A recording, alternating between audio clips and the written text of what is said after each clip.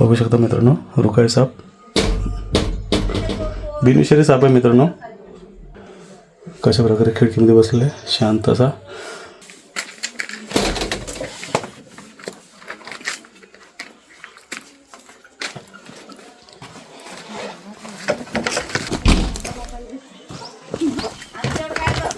नाही तुमच्याकडे येत नाही ऍक्च्युली, तुम्ही आता त्यांचे झाडं तोडले म्हणून ते बाथरूम मध्ये वगैरे येतात.